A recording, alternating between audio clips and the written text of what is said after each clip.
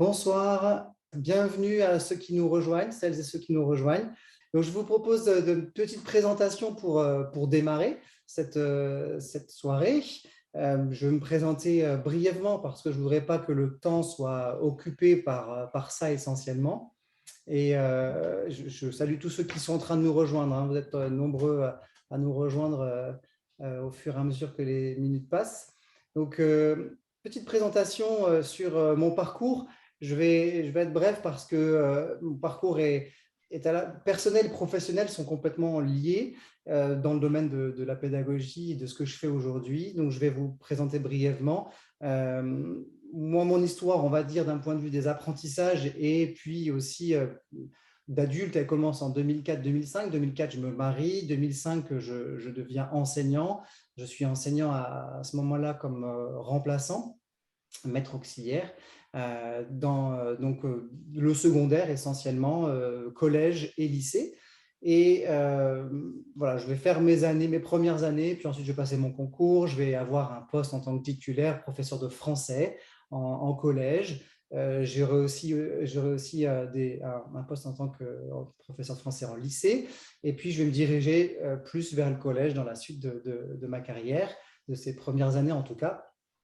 Et, et voilà, je découvre le métier d'enseignant d'abord en tant que remplaçant. Et j'aime énormément ce que je fais. Et il se trouve qu'en 2013, hein, c'est ce que j'ai fait, j'ai symbolisé avec l'année ici 2013 et puis la petite cigogne. 2013, je déménage avec mon épouse et puis mes 4 enfants. Je suis à ce moment-là papa de 4 enfants en Alsace où nous allons vivre. Et en 2013, je découvre un livre en particulier qui n'a pas de rapport avec le mouvement, mais quand même qui a un rapport avec mon activité professionnelle aujourd'hui, qui s'appelle L'école des illusionnistes de Elisabeth Nuits, qui est un ouvrage qui va vraiment marquer ma carrière d'enseignant et ma carrière ou plutôt mon intérêt et ma sensibilité par rapport à la pédagogie, va me donner beaucoup de clés et à partir de là, je vais commencer à vouloir partager ce que j'ai découvert d'une part dans ce livre et puis ensuite dans les formations avec Elisabeth Nuits qui se trouve du côté de Montpellier, qui est une dame maintenant âgée. Et voilà, je découvre plein de choses dans ces formations, je le partage, je le fais découvrir autour de moi parce que ça me paraît tellement important sur les apprentissages scolaires. Dans la même période, de manière voilà, très liée, je me retrouve je me retrouve papa de 5 enfants, avec Yonel, la petite dernière qui naît avec une malformation cardiaque sévère, la 5e naissance voilà, qui marque mon histoire aussi, l'histoire de nos enfants, parce qu'une malformation cardiaque, c'est lourd. Et il y a eu, voilà, ma fille est passée par 15 passages au bloc opératoire, elle y retourne dans pas longtemps d'ailleurs. Voilà, c'est une histoire importante aussi qui marque mon histoire à moi. Et dans le même temps, en fait, c'est la même période où je commence à m'impliquer au niveau pédagogie. Et on arrive en 2016 où je vis un événement brutal et extrêmement difficile puisque mon épouse, la maman de mes 5 enfants, décède dans la journée de manière totalement imprévue. Elle n'était pas malade. Tout allait bien jusqu'à la veille de son décès. Et voilà, je me retrouve avec mes 5 enfants. Je ne peux pas dire que je me retrouve seul, je me retrouve veuf avec mes 5 enfants. Ma carrière d'enseignant s'arrête momentanément. Je ne peux pas continuer à enseigner dans cette situation-là, évidemment. Et ça, c'est en 2016. Et je vais traverser cette situation-là. Et en 2018, je rencontre Priska, mon épouse actuelle, qui a 2 enfants également et avec qui je vais reconstruire ma vie. Et en parallèle de cette rencontre-là, je crée Pédagogie, qui est mon activité professionnelle, mon entreprise actuelle. Je suis indépendant, auto-entrepreneur et puis aussi chef d'entreprise. Voilà, 2018, c'est un peu l'année du renouveau, j'ai envie de dire. 2018 sera suivi de plein d'expériences, notamment en pédagogie, puisque je vais me former en Brain Gym. En 2019, je vais être certifié accompagnant et animateur Brain Gym, un parcours qui m'a vraiment passionné et dans lequel j'ai découvert énormément de choses et fait de belles rencontres. Je me forme également, donc ça c'est Brain Gym, je me forme en Neurobal également, Neurobal, discipline positive, Voilà, je fais toutes ces formations qui viennent compléter en fait mon bagage d'une part d'enseignant, aussi tout le bagage que j'ai par rapport aux neurosciences, la logopédagogie, donc le travail avec Elisabeth Nuitz. Et puis je fais aussi une aventure, une expérience intéressante qui a duré 3 ans, c'est l'école à la maison pour mes 5 enfants d'abord, puis ensuite 3, jusqu'à cette année où il y en a 2. Enfin, ils ont arrêté là juste en janvier parce qu'il y a eu d'autres circonstances, mais voilà, en tout cas, on a fait l'école à la maison pendant tout ce temps-là. Et ça a été l'occasion aussi pour moi de découvrir, de tester, d'expérimenter. Ça a été un peu mes cobayes dans plein de petites choses. Et voilà, c'est une belle expérience. 2021, 2020, 2021, c'est l'année voilà, qu'on a tous connue avec la crise sanitaire et qui, pour moi, va être l'occasion on va dire, de convertir mes formations présentielles en formation en vidéo, formation digitale, pour les rendre accessibles. Et ce qui fait qu'aujourd'hui, voilà, les outils de la rééducation notamment, dont je parlerai un petit peu, eh bien, sont utilisés aujourd'hui dans toute la francophonie, mais même au-delà, aux Pays-Bas, au Portugal, et puis un peu partout en France. Que ce soit le programme Neurobal ou les 3 premiers parcours de la rééducation, c'est quelque chose aujourd'hui qui, grâce à ce format digital, peut être utilisé vraiment partout. Et aujourd'hui, je peux dire par des centaines de familles. Et ce qui est très chouette, voilà, je suis content d'avoir pu me lancer dans cette aventure du digital qui n'était vraiment pas mon truc. Moi, je suis prof, je suis dans la classe, je suis dans le physique, dans le mouvement, mais je ne suis pas trop à l'écran habituellement. Donc voilà, ça a été c'est une belle aventure. Voilà un petit peu pour mon parcours professionnel, personnel. Vous voyez que tout ça est un peu lié. Et pédagogie, c'est 4 activités principales. Hein. C'est Profaction qui est davantage tournée vers évidemment la formation des enseignants. Voilà, de manière que ce soit d'enseignants du public que du privé, peu importe. School Action qui est dans la continuité de la partie transformation d'école, le coaching pédagogique sur le terrain au sein de l'école, ateliers pédagogiques également autour d'ateliers psychopédagogiques, ateliers discipline positive, ateliers stratégie d'apprentissage, etc. Ensuite, j'ai aussi un axe éducation qui porte davantage sur la parentalité, accompagner les parents, mais toujours en lien avec le potentiel d'apprentissage. Je suis plus sur un aspect pédagogique, éducatif que seulement éducatif. Et puis la rééducation qui occupe une bonne partie de mon temps aussi, comment dire, voilà, ce centre est une approche holistique qui est tournée vers l'accompagnement individuel, en petits groupes, même en classe entière quand il s'agit de la classe ou en grand groupe pour certaines activités. Mais en tout cas, c'est une approche holistique de rééducation des difficultés et des troubles d'apprentissage. En quelques mots, la rééducation. On aura l'occasion d'en reparler un petit peu. Je vois qu'il y a une question, quelqu'un qui demande s'il y aura bien un replay. En effet, il y aura bien le replay. Pour les personnes qui sont inscrites, vous recevrez un mail avec l'accès pour le replay avec grand plaisir. Voilà, et je vous mettrai également d'ailleurs le visuel que je vais utiliser, un support visuel, comme ça vous aurez l'ensemble. Voilà, je suis également impliqué depuis maintenant 1 an et demi dans un projet européen, enfin un projet donc, Erasmus+, financé par l'Union européenne, voilà, sur les stratégies d'apprentissage. Nous ne sommes pas tout à fait au bout, mais nous sommes presque sur une dernière partie, on va dire. Et d'ailleurs, peut-être certains ou certaines d'entre vous ont déjà eu l'occasion de tester des fiches qui sont disponibles. Vous pouvez trouver ça sur mon site. Je vous mettrai le lien dans le mail où vous aurez accès au replay pour pouvoir éventuellement, si vous le souhaitez, déjà vous informer sur ce projet stratégie d'apprentissage et puis pouvoir accéder à des fiches sur les stratégies d'apprentissage avec des tâches scolaires très concrètes comme apprendre un poème, apprendre une définition, ses tables de multiplication, préparer un exposé, apprendre une définition de grammaire, voilà, avec des techniques très spécifiques qui sont issues de différentes approches parce que nous sommes plusieurs pédagogues à avoir travaillé sur ces fiches-là. Je viens de terminer ma présentation, mon parcours professionnel, personnel, mon activité aujourd'hui et je me réjouis maintenant de démarrer, d'aller dans le vif du sujet parce qu'on est là pour ça, pour parler de l'apprentissage. On démarre. Pour moi, le point d'entrée, puisqu'on parle d'apprentissage, c'est de bien se mettre d'accord sur le fait qu'ici, on est dans une approche holistique. Une approche holistique, c'est-à-dire une approche qui prend en compte tout tout l'être dans cette dimension, on va dire au moins la dimension émotionnelle, la dimension corporelle et la dimension aussi cognitive. Donc, je vais aborder voilà, quelques éléments qui me paraissent fondamentaux pour poser les bases sur cette idée que, eh bien, que le mouvement puisse être la réponse à l'apprentissage. Oui, c'est ça, le mouvement puisse être la réponse à l'apprentissage.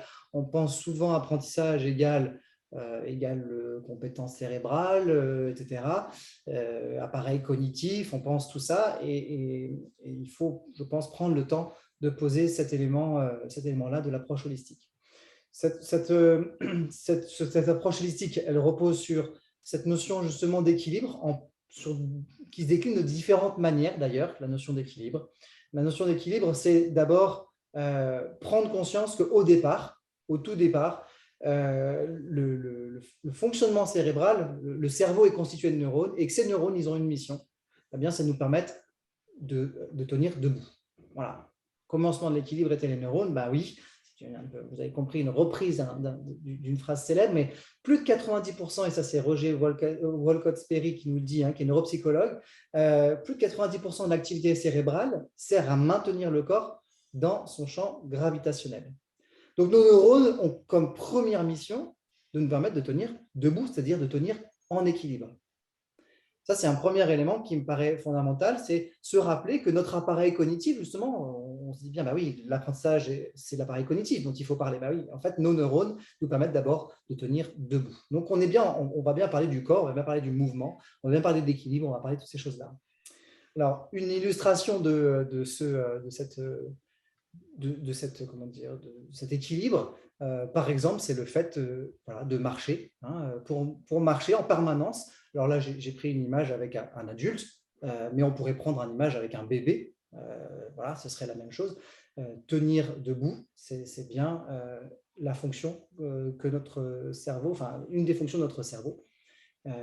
Pour la marche, par exemple, si je dois faire mes lacets, évidemment, je dois ici faire appel à mes neurones.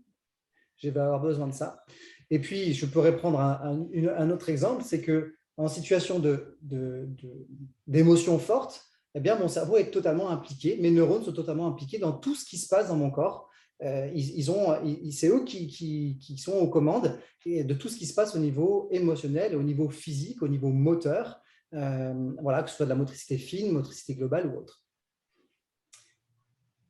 Et j'aime bien cette citation de Paul Denison qui nous dit que le déséquilibre est une recherche de croissance. Ça, c'est intéressant de voir le déséquilibre parce qu'en fait, en permanence, nous allons être amenés en tant qu'individus à être dans des déséquilibres. Nos déséquilibres, les déséquilibres de nos élèves, de nos enfants, les difficultés, parce qu'on pourrait utiliser ces deux termes finalement comme étant synonymes, difficulté, déséquilibre, sont nécessaires pour croître. Voilà, le déséquilibre est une recherche de croissance. Et puis Paul Denison dira aussi que la croissance est une recherche de structure.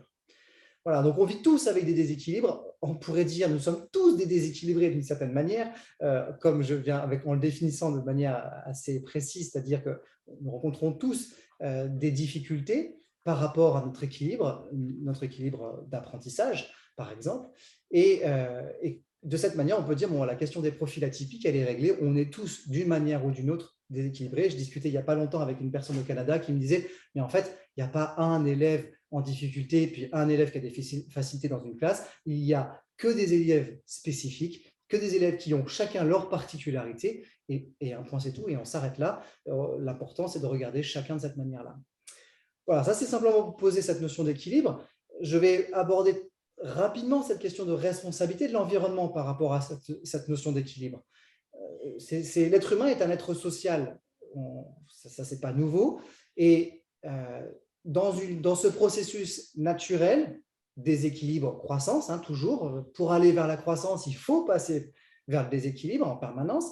Eh bien, une partie des déséquilibres que l'on va expérimenter, que vos enfants expérimentent, que vos élèves expérimentent, eh bien, est assumée par l'environnement. Est assumée, c'est-à-dire elle est gérée par l'environnement. Donc, il y a des déséquilibres qui sont naturels et qui sont nécessaires et qui sont bons. Voilà, on peut dire que c'est dans la relation avec sa mère que le nourrisson voit certains déséquilibres qui sont liés à ses besoins vitaux, qui vont devenir croissance. naturellement. Donc, il y a des déséquilibres qui sont totalement naturels et qui sont pleinement gérés par l'environnement.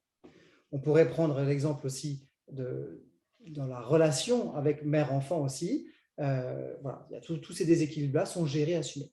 Et c'est dans la relation que le déséquilibre est géré. Ça signifie que s'il y a une défaillance relationnelle, ben, le déséquilibre va demeurer.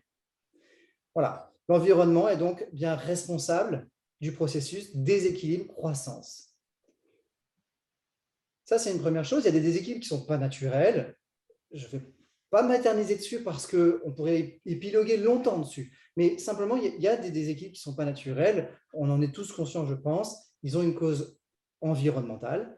Cette cause environnementale, moi, je prends 3 exemples ici. Ben voilà, je veux faire mes lacets et je n'y arrive pas. J'y arrive pas, l'enfant n'y arrive pas. Quelle va être la réaction peut-être à un moment donné du parent, de la maîtresse? C'est de s'énerver. Voilà, j'ai figuré ça avec cette image d'un homme qui s'énerve. Et puis, ben, ça va générer une espèce de fermeture, de blocage chez l'enfant qui va du coup cristalliser un déséquilibre. J'étais déjà dans un déséquilibre, c'est que j'apprends à faire mes lacets, je n'y arrive pas, c'est naturel comme déséquilibre, je suis inconfortable là-dedans, je ne sais pas faire. Et à un moment donné, eh bien, l'environnement soit va m'aider, comme on l'a vu dans la diapo précédente, soit au contraire va cristalliser le déséquilibre et fait que ce déséquilibre va rester. On sait aussi qu'il y a des déséquilibres qui sont ni naturels, ni, on va dire, créés par l'environnement. C'est des déséquilibres aussi qui sont compensés. J'ai pris l'exemple ici du droitier, du gaucher. Alors aujourd'hui, c'est de moins en moins vrai, mais il y en a eu beaucoup de gauchers qu'on dit contrariés et où il y a eu une compensation. Et ça met en avant un phénomène très important par rapport justement à l'être humain et à son fonctionnement, c'est la capacité à compenser en permanence. Et le mouvement a toute sa place dans cette question de la compensation parce que le mouvement eh bien, va nous ramener au cœur du déséquilibre et va nous permettre de ne plus tricher avec la compensation. On peut tricher avec plein de choses d'un point de vue cognitif, mais avec le mouvement, on ne peut pas tricher. Quand il y a un déséquilibre qui est compensé, le mouvement va permettre de venir le pointer du doigt et on va vite pouvoir le percevoir quand on s'occupe d'observer le mouvement. Voilà, donc ces déséquilibres génèrent une forme c'est la goutte qui fait déborder le vase, il y a des petits déséquilibres qui s'accumulent et à un moment donné, ça explose. C'est un peu cette idée des petits ruisseaux qui font des grandes rivières. Ça fait partie de la vie, j'ai envie de dire, d'avoir ces déséquilibres qui s'accumulent du fait pour plein de raisons et on va avoir besoin à un moment donné du fait de nos déséquilibres, du fait de nos difficultés, que ce soit celles d'enfants, d'adultes, eh bien, à aller voir un spécialiste, voir un professionnel. C'est la tendance naturelle. Et ce soir, moi, j'ai envie de faire passer le message, de dire je reconnais le travail des professionnels et en même temps, mon job en tant que professionnel, aujourd'hui, je considère que c'est d'équiper les parents, d'équiper les professionnels pour qu'à leur tour, ils puissent équiper aussi les parents et que tout le monde, finalement, puisse avoir des outils pour pouvoir répondre à des déséquilibres qui peuvent être solutionnés au moyen on va dire par des solutions qui sont très accessibles, par des outils très accessibles. Je pense que si on part du principe qu'il y a un déséquilibre, il y a un problème, il faut aller voir l'orthophoniste, le logopède, l'ergothérapeute, le sophrologue, le machin, le bidule, eh bien, on tourne en rond dans une société où en permanence, dès que j'ai un déséquilibre, dès que j'ai un problème, je vais m'adresser aux spécialistes. Et si on apprenait à découvrir finalement les invariants, les principes qui sous-tendent ces déséquilibres et qui nous permettent finalement, dans le quotidien, dans la simplicité, eh bien, de pouvoir apporter en tout cas une première solution, ou en tout cas faire cheminer l'enfant, l'adulte, le faire entrer dans un processus qui va l'aider. Peut-être qu'à un moment donné, il y aura besoin, en effet, d'une expertise plus importante, peut-être qu'il y aura besoin de choses vraiment conséquentes, peut-être. Mais en attendant, je crois qu'on a tous cette possibilité, et c'est ça qui est magique, je trouve, dans le mouvement, c'est que le mouvement est accessible à tous, et on va voir un petit peu comment. Voilà. je poursuis donc, hop, ça c'est déjà fait. Voilà, j'ai passé ça. Question d'équilibre, juste donc revenir sur cette vision holistique qui était le point d'entrée finalement. Il y a des déséquilibres et pour traiter ces déséquilibres, il y a 3 domaines qu'on peut aborder. Moi, j'aime m'intéresser aux 3 et en même temps, personne n'est spécialiste des 3. Aujourd'hui, ce soir particulièrement, on va parler de la partie du corps. Je travaille beaucoup aussi sur la partie cognition et un petit peu sur la partie cœur. C'est moins ma spécialité, c'est moins mon domaine, même si c'est pris en compte, notamment j'aurai l'occasion de le présenter, dans la rééducation, il y a une partie émotionnelle qui est prise en compte, mais ce n'est pas le cœur de mon travail. Aujourd'hui, enfin ce soir, on va parler du corps.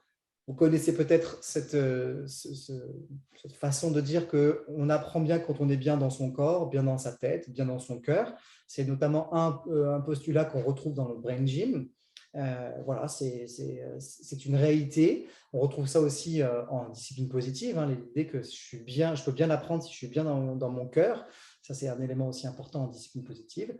Et ça m'amène à citer Paul Denison qui nous dit, par rapport au Brain Gym, je veux promouvoir l'idée que l'apprentissage n'a pas besoin d'être difficile et que bouger pour apprendre peut apporter la santé, l'intelligence et l'accomplissement dont nous rêvons pour nous-mêmes et pour nos enfants. Ça, c'est le postulat de Brain Gym, apprendre à bouger et bouger, voilà, bouger pour mieux apprendre. Voilà la question de l'équilibre qui m'amène à aborder la question de nos besoins. Et je définis par rapport à ces 3 dimensions, donc dans cette vision holistique, 3 catégories de besoins pour l'individu. Dans le domaine du corps, ce dont a besoin l'individu, c'est de croissance. Alors, on est bien dans la notion du corps ici. On pense évidemment à la croissance, par exemple, du bébé qui a besoin de grandir, qui va en permanence grandir. Le corps a ce besoin de croissance. Tout va l'amener dans cette dynamique-là. D'un point de vue cognitif, le besoin, c'est l'acquisition. Acquérir des choses, acquérir des connaissances, acquérir des compétences, acquérir des savoir-faire, des savoirs, enfin tout ça. Et dans le domaine du cœur, le besoin, c'est la confiance. Pour moi, ici, on a les 3 catégories de besoins fondamentaux d'un être humain pour qu'un être humain se développe le plus sereinement possible, pour qu'il développe son intelligence, tout son potentiel, c'est croissance, acquisition, confiance. Mais bien sûr, en les reliant à leur domaine, hein, le corps, croissance, la cognition, l'acquisition, et le corps, confiance. Et ces besoins fondamentaux, ces 3 besoins fondamentaux que j'ai remis ici, hein, vous voyez, hein, ils sont remis ici, eh bien, vont être déclinés avec des sous-besoins, on pourrait dire. C'est-à-dire dans le domaine du corps, dans le domaine de la croissance, ce dont un individu va avoir besoin d'expérimenter, c'est le mouvement, et puis l'alimentation, la nourriture. Parce qu'on est dans le domaine du corps. Et on ne peut pas envisager l'apprentissage sans envisager le mouvement, bien sûr, et la nourriture. Alors, ce soir, je ne vais pas aborder la question de la nourriture, mais on ne peut pas faire abstraction non plus de cette question de nourriture. Dans le domaine de la cognition, je ne développerai pas, mais je le nomme, les 2 besoins fondamentaux sont la réflexion et le sens, donner dans le sens de donner du sens. Et puis, dans le domaine du cœur, ce besoin, cette catégorie qui est la confiance, eh bien, l'individu a besoin d'amour et de sécurité. C'est tellement évident. Et en même temps, c'est un point de départ. Beaucoup aujourd'hui d'enseignants, par exemple, bien, repartent de là. Mais oui, dans ma classe, mon élève a besoin d'amour et de sécurité. Mes élèves ont besoin d'amour et de sécurité. Ça, c'est les besoins fondamentaux qui ont des marqueurs. Pour le corps, c'est « je suis vivant ». On peut dire que ce qui montre que l'enfant est bien, est nourri, on va dire, par rapport à son besoin fondamental de mouvement et de nourriture, c'est ce sens, c'est cette expression oui, c'est cette expression, c'est cette manifestation de « je suis vivant ». Je suis bien vivant, je suis bien en vie. Voilà, on pourrait le décliner, mais je ne vais pas y passer trop de temps là-dessus. Je vais pas passer les 2 autres. Hein. Le deuxième, pour la notion de cognition, c'est « je suis compétent ». Quand l'enfant peut dire, l'individu, même adulte, hein, je peux dire « je suis compétent », c'est que, eh bien, dans le domaine de la cognition, il développe de la réflexion et il met du sens. Et dans le domaine de la confiance, dans le domaine du cœur, eh bien, ce qui permet d'évaluer qu'un enfant est dans l'amour, reçoit de l'amour et est en sécurité, c'est qu'il peut exprimer qu'il est en lien, il peut manifester qu'il est en lien. Nous, ici, on est bien, toujours ce soir, on va rester sur le « je suis vivant » en tant qu'individu. Donc, la question qu'on peut se poser et qu'on n'aura pas le temps, parce qu'on est trop nombreux, ça serait trop compliqué, à laquelle on ne va pas répondre en détail, c'est que s'est-il passé? Qu'est-ce qui fait que ces besoins n'ont pas toujours été respectés dans les structures, dans les familles, dans la société? Qu'est-ce qui a empêché l'épanouissement de ces besoins et qui fait que les difficultés d'apprentissage se manifestent? Et qu'est-ce qui fait peut-être que les difficultés d'apprentissage, on a l'impression, sont omniprésentes? Je parlais avec une enseignante tout récemment qui me disait « je ne comprends pas, dans ma classe, j'ai l'impression de plus en plus que c'est plus de 2%, c'est plus de 3%, c'est même plus de 10%, c'est plus de 50% de mes élèves qui ont des difficultés d'apprentissage. » Ça devient envahissant. On se demande si finalement ça va s'arrêter à un moment donné. Donc, qu'est-ce qui se passe aujourd'hui dans la société? C'est un sujet qui est très vague, qui est très vaste, pardon, et je vais juste apporter un élément par rapport au mouvement. Je vais laisser de côté la partie cognition, la partie cœur, donc émotionnel, et je vais me concentrer davantage sur le mouvement du coup, ce soir, pour faire un peu un point sur ce que j'appelle les constats, et puis pour voir un petit peu la réalité par rapport à ce domaine-là. Donc, dans le domaine du corps, du développement moteur, donc, deux phénomènes sociétaux, à mon sens, enfin je dis à mon sens, mais c'est partagé par d'autres personnes, qui soient pédagogues, sociologues, etc., qui vont montrer que dans le domaine du corps, on a deux phénomènes sociétaux qui ont impacté, c'est l'hypersédentarisation de notre société occidentale, je parle, et puis la généralisation de la modernisation. Voilà, ces deux phénomènes sociétaux ont impacté clairement la société occidentale. Juste, je l'évoque rapidement, je vous le mets pour que vous puissiez la voir, mais vous le retrouverez dans le replay et puis dans le visuel que je vous enverrai. Eh bien, dans le développement émotionnel, deux phénomènes sociétaux, le paradoxe éducatif, je n'ai pas le temps de développer, mais en tout cas, il y a une évolution au niveau de l'approche éducative avec une forme de paradoxe éducatif, et puis l'individualisme qui marque aussi nos sociétés. Et puis, dans le domaine plus intellectuel, dans le développement intellectuel, eh bien, ce qui est le domaine de la cognition, il y a une forme de dénaturation pédagogique qui est intéressante à aborder et que je laisse de côté ce soir. Voilà, donc par rapport au phénomène de l'hypersédentarisation et de la génération de la modernisation qui concerne le domaine du corps, eh bien, ce qu'on observe, c'est que ces deux phénomènes ont modifié notre façon de bouger et de nous nourrir. Ça, c'est un fait. La société a évolué. Ces phénomènes sociétaux ont pris une place importante. Ils ne sont pas juste anecdotiques, ils sont réels et imposants. Et on peut voir cette évolution de la société. Alors ici, je le mets en image. Alors j'ai mis 1930-2010, on pourrait dire jusqu'à nos jours. Il n'y a pas vraiment de limite. Et j'aime ces belles images qui montrent comment, dans les années 30, 40, 50, eh bien, s'exprimait la vie corporelle, notamment chez les enfants. Et en plus, il y a des images très, très drôles. Je vous laisse regarder. Je ne sais pas si tout le monde voit bien. Par exemple, celle-ci est assez sympathique. C'est deux enfants qui sont sur deux moutons qui font la course. Voilà, il y a des choses assez classiques qu'on a retrouvées, que moi-même j'ai vécu en tant qu'enfant et qu'on peut encore retrouver dans les cours de récréation, même si ça tend à disparaître. Voilà, des belles situations qui nous parlent ici du corps, du mouvement, aussi qui nous parlent d'une société. Et petit à petit, cette société, elle évolue.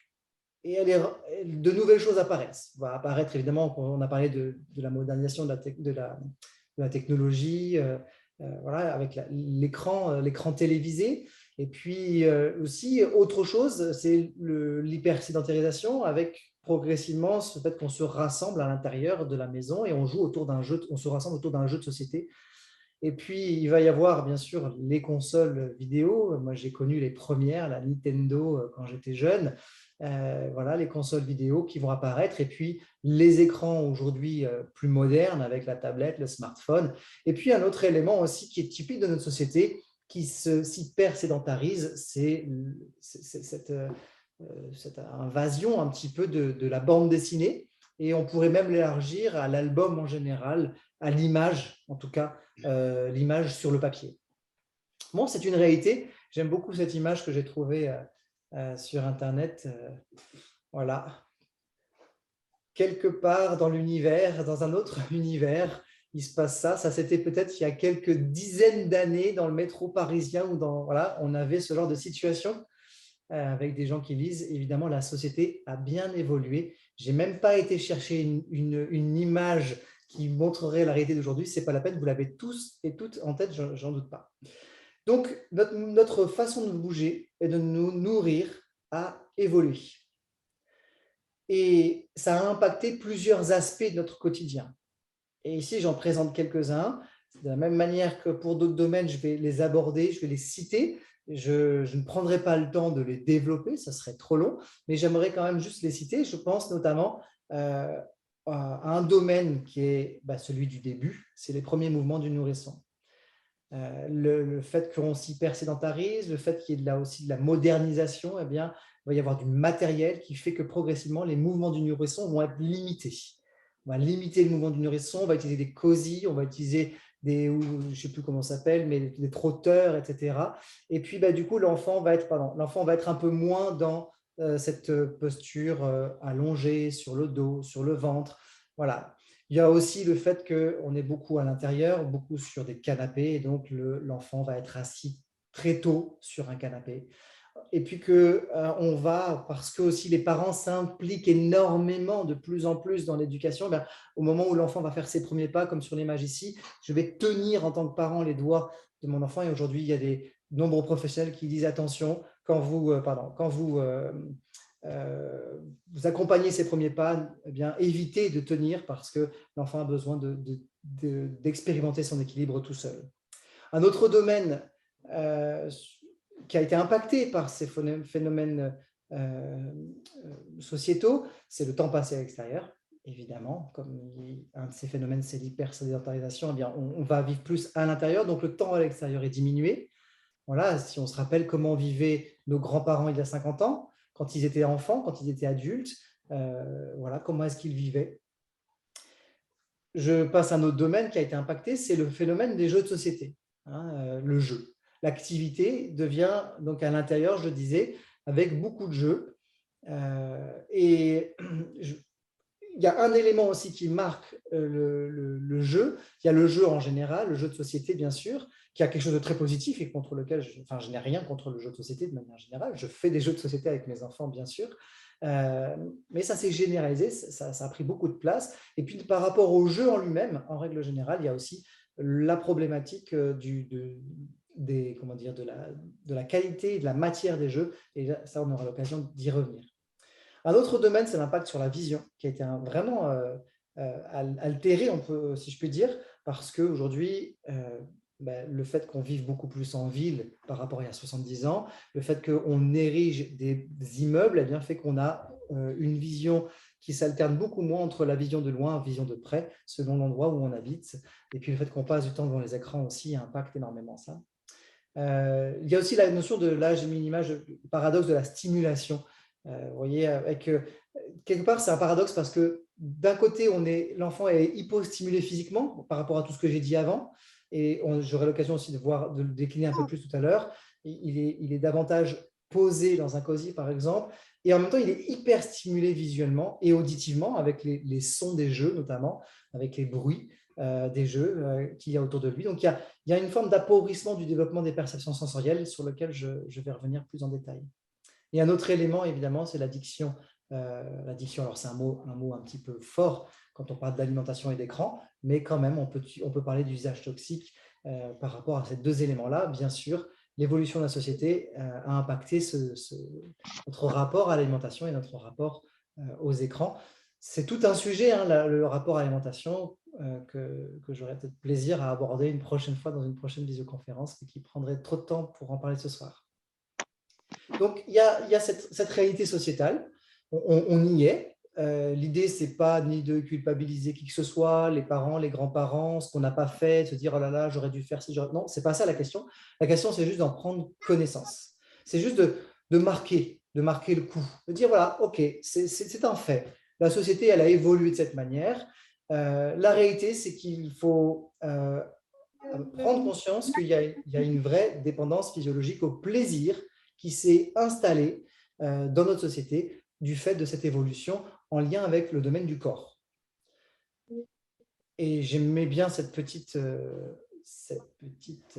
photo, enfin pub, qui était très parlante. Voilà, l'offre qui vous tient au chaud tout l'hiver. Et ici, évidemment, c'est une pub pour un forfait mobile, fibre, voilà, pour avoir un accès Internet plus important. Mais le titre est chouette, quoi. L'offre qui vous tient au chaud tout l'hiver. Ça, c'est assez parlant.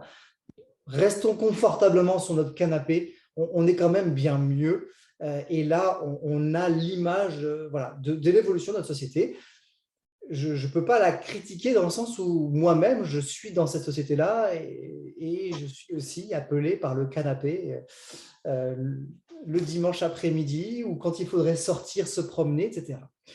Je vous présente cette petite vidéo pour conclure sur cette question de l'impact sur la société que je trouve bien faite et que je commenterai juste après.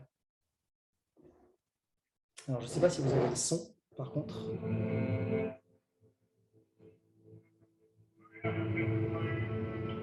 I didn't know what freedom was until it was taken from me. It's devastating. I've had who I am inside stripped away. You can never escape the walls. You can never escape your mind. Then imagine they open your door. You have time to walk out that door and feel the sun on your face. It's everything to me. My daily outdoors time, I think it's probably the most important part of my day. Take all the frustrations and all your problems and just leave them out there. Keeps my mind right, keeps my body strong. It's pretty much the highlight of my day. So, how would you feel if your yard time was reduced to just 1 hour a day? Yeah. What am I supposed to tell you how I feel about that? I'm going to feel pretty sad about it. I think that's going to build more anger, it's not going to be a good thing. Would be torture. I think cutting the offender's outside time to an hour a day is potentially disastrous. Well, do you know who does have only 1 hour outdoors per day? Children. Wow. That's depressing. I don't even know what to say to that. Something has gone very wrong. Even as I was sitting here as a prisoner, I mean, yeah, that's not good. If you don't have to throw the kids in the bathtub, they haven't played hard enough. Climb a tree, break a leg. You know, that's part of life. Learn to be a kid. So, if you could have one wish, what would it be? I wish I could take my kid to the park today.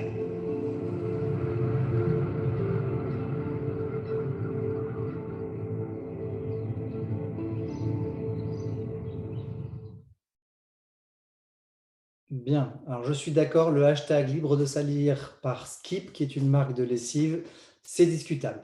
Mais la vidéo est très bien faite et elle s'appuie sur des éléments qui sont factuels et c'est ça qui m'intéressait évidemment, cette mise en image de la réalité, c'est que ça a été dit d'ailleurs juste dans le commentaire aussi, dans la conversation, les enfants passent de moins en moins de temps dehors.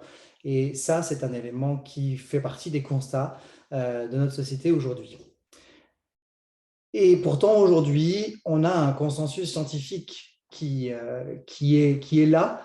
Les scientifiques sont tous d'accord aujourd'hui pour dire que eh bien, l'apprentissage doit passer par le mouvement et qu'on ne peut pas séparer ces deux réalités-là. Il y a une étude qui a été menée en 2011, qui a été menée par des pédiatres en Caroline du Sud et qui a montré que les bienfaits de l'activité physique, enfin, a vraiment montré qu'il y avait des bienfaits quand il y avait de l'activité physique par rapport aux apprentissages.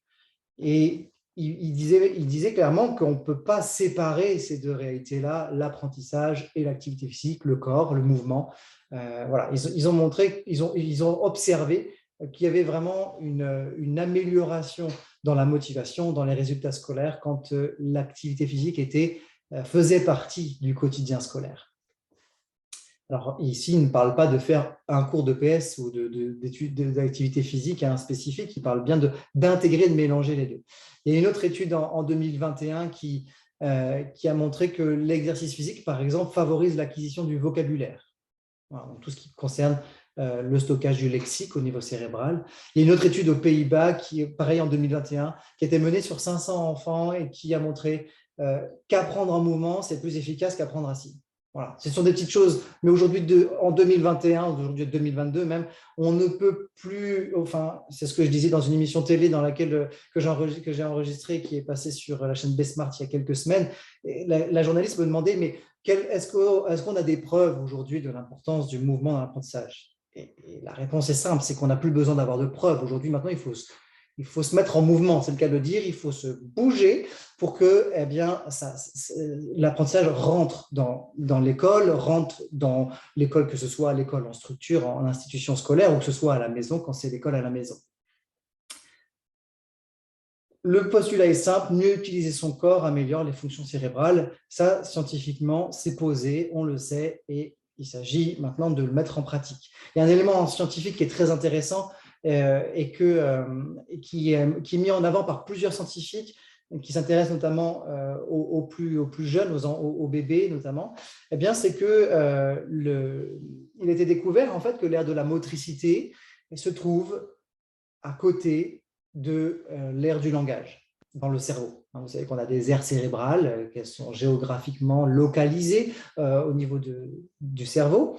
Et en fait, il y a une étude qui a montré que les nourrissons n'enrichissent leur vocabulaire qu'avec l'amélioration progressive du contrôle de leurs doigts. C'est uniquement parce que le nourrisson améliore le contrôle de ses doigts qu'il enrichit son vocabulaire. Donc, apprendre le langage des signes, par exemple, peut améliorer les fonctions cognitives de 50%. Ça, c'est une étude qui a été menée avec des enfants de CP et qui avaient une audition tout à fait normale. Et ils ont fait 9 mois de cours de langage des signes. Et il y a eu une augmentation de 50% de capacité d'attention, 50% aussi des facultés spatiales, de la mémoire également, je crois, et puis de la discrimination visuelle aussi. Donc, voilà, McNeil, quand il nous dit « les gestes sont des fenêtres ouvertes sur les processus cognitifs », eh bien, il sait ce qu'il dit. Le fait de se mettre en mouvement, eh bien, c'est une fenêtre ouverte sur nos processus cognitifs, et nos processus cognitifs, c'est justement ce qui nous permet d'apprendre facilement.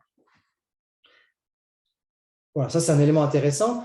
Un autre élément, alors je suis désolé pour la qualité ici de ce document, il est très compliqué à avoir et j'ai eu la chance de pouvoir l'obtenir. C'est des travaux qui ont été faits donc, à l'hôpital Cochin, donc à Paris, par le professeur Laurence Veuve-Douré, et qui montre en fait ici le cercle vicieux des troubles d'apprentissage. Donc ça se lit en commençant en haut à gauche, là en vert, vous avez les apprentissages, lecture, écriture, et puis vous avez ce cercle qui est ici le cercle vicieux, c'est-à-dire que quand les apprentissages débouchent tout de suite sur un échec scolaire, eh bien, il va y avoir un enchaînement en cascade qui va tourner en rond finalement et qui va amener l'individu dans des comportements bien sûr inappropriés, mais aussi dans des troubles de la scolarisation, troubles de la personnalité, etc.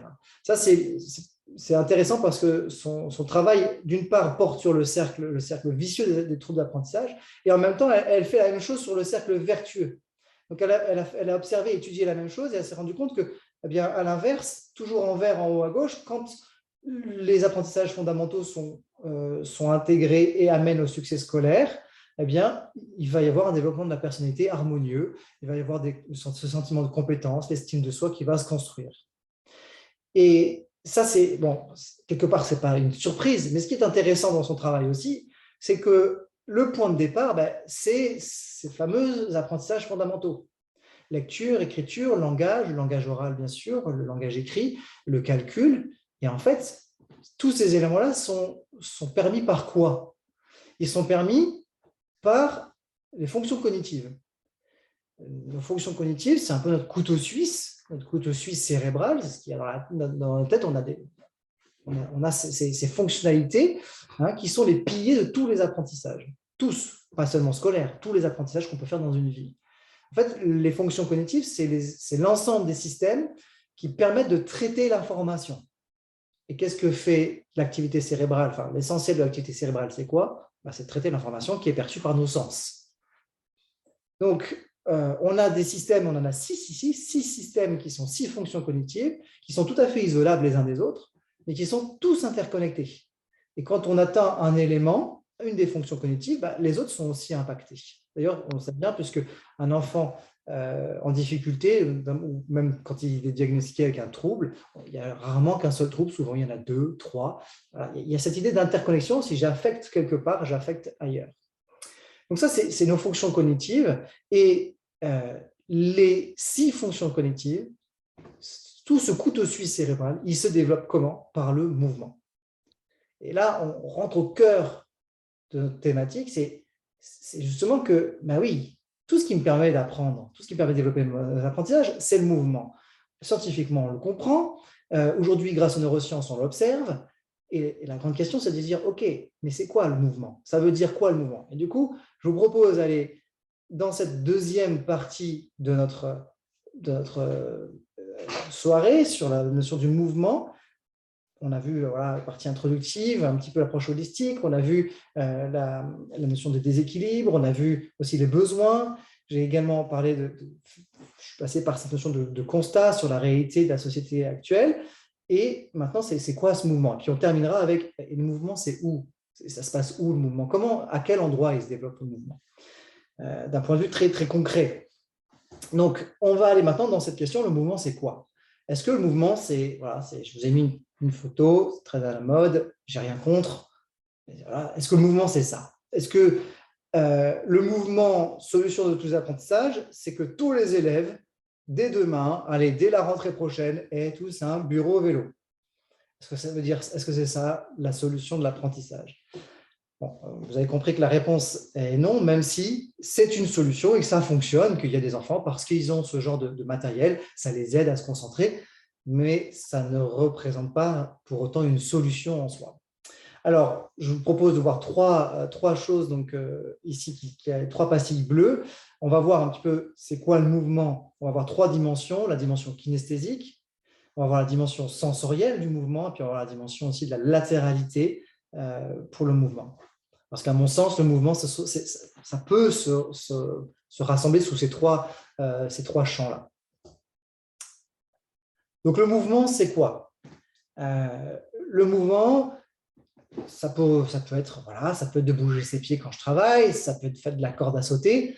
D'ailleurs, c'est très à la mode d'avoir un bureau vélo. C'est un peu moins à la mode de sauter à la corde. Enfin, je ne sais pas comment c'est dans les cours de récréation chez vous, mais c'est des choses qui ne sont pas très à la mode, qui se font beaucoup moins, en tout cas que ça pouvait se faire de mon temps ou du vôtre. Qu'est-ce qu'on entend par le mouvement? Bien sûr, c'est de bouger, c'est de se mouvoir, c'est de se mettre en mouvement, c'est d'utiliser les différents membres de notre corps. Je pense, quand je parle de mouvement, je pense souvent à Aristote, qui est connu, célèbre philosophe. Connu pourquoi? Aristote a été connu parce qu'il arpentait les rues d'Athènes avec ses disciples et il les enseignait en marchant. Tiens, c'est intéressant. Le mouvement, c'est déjà tout simplement de faire bouger son corps pour apprendre, de se mettre en marche. Voilà, physiquement, tout simplement. C'est une expérience. Il y a une expérience aux Pays-Bas c'était celle que j'évoquais tout à l'heure d'ailleurs, qui a montré que c'est plus efficace d'apprendre en mouvement, en marchant, qu'en position assise. Donc pourquoi se priver? Pourquoi s'obliger à être assis? Grande question. Pardon, excusez-moi. Hop, je reviens là-dedans. Donc, le mouvement, OK, c'est cet élément-là, c'est certain. Je ne sais pas si vous le saviez, mais quand on saute 100 fois par jour, eh bien, on augmente de 40% sa densité osseuse. Voilà. Donc, finalement, bouger pour apprendre, c'est super, mais en plus, bouger, c'est ce que dit Paul Denison, c'est le mouvement va permettre en plus d'améliorer notre santé. Tant mieux. Et aujourd'hui, d'ailleurs, quand je forme les enseignants sur les pauses attentionnelles, par exemple, eh bien, je leur propose de faire sauter leurs élèves en classe 20, 30 fois, 40 fois, 2-3 fois par jour. Et comme ça, eh bien, ils vont augmenter la densité osseuse, ils vont être moins fragiles, ils auront moins d'accidents autour des os, notamment des chevilles, etc., qui aujourd'hui sont plus fragiles qu'il y a une certaine époque. Bref, toujours est-il que le mouvement, oui, c'est ça.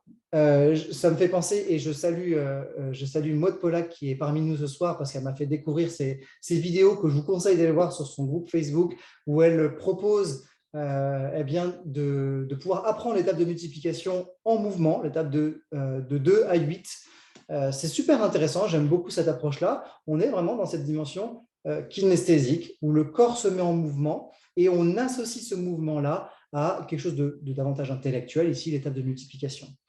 Alors, ce n'est pas juste du mouvement ce que propose Maud Pollack dans l'étape de multiplication, c'est quelque chose de davantage approfondi, travaillé. Si vous allez voir en détail, vous verrez qu'il y a vraiment des choses intéressantes à aller, dont on peut s'inspirer. Et donc, son groupe Facebook, c'est l'école des parents, je vous le conseille vivement. Hormis le fait que c'est un groupe aussi qui parle de la pédagogie Waldorf, sans faire de publicité pour quelques pédagogies ce soir. D'ailleurs, vous verrez, je vais parler de plusieurs pédagogies ce soir. Ça, c'est vraiment très intéressant d'aller voir le travail qu'elle propose, l'activité qu'elle propose. Ça, c'est une première chose. La dimension kinesthésique. Et quand je parle de dimension kinesthésique, je ne suis pas en train de parler du profil cognitif. Vous avez certainement entendu parler des visuels, auditifs, kinesthésiques, ces 3 profils d'apprentissage. Je ne suis pas en train de parler des profils. Être kinesthésique en termes de profil cognitif, ce n'est pas avoir besoin de bouger. Vous savez, la situation classique, et moi je l'ai entendu de la part du fils de mon épouse, ah mais tu sais, moi j'ai besoin de bouger en classe, je le dis au prof, il faut que je bouge parce que moi je suis kinesthésique.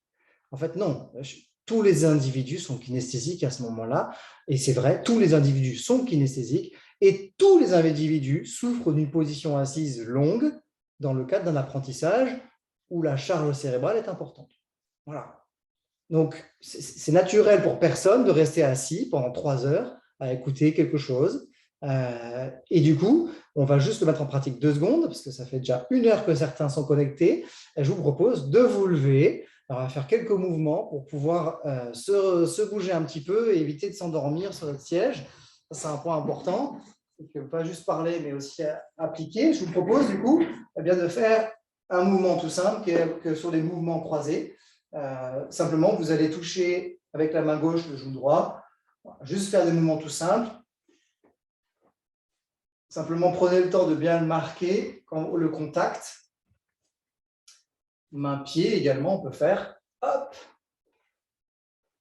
On peut faire coude, genou.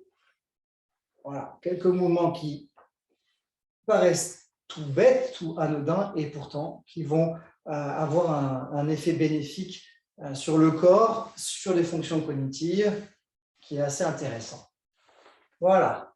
Et puis, on peut l'accélérer légèrement, pas beaucoup, mais on peut l'accélérer légèrement, en alternant main-pied, coude-genou, main-genou, puis on fait le pied devant, puis le pied derrière. Alors, si jamais vous n'arrivez pas à croiser, vous avez tendance à vous embrouiller, alors je fais des consultations. Non, je rigole, c'est pas ça que je voulais dire. Simplement, laissez-vous le temps et prenez le temps de conscientiser ce que vous êtes en train de faire. Voilà, je préciserai simplement que si vous le faites faire à vos enfants ou vos élèves et qu'ils ne l'ont jamais fait, il y a des chances, il y a des possibilités que certains n'y arrivent pas du tout. Il est possible que certains soient en mouvement homologue, notamment, c'est-à-dire qu'ils vont toucher du même côté, mais ils ne vont pas croiser. Ça, c'était juste pour se réveiller un petit peu.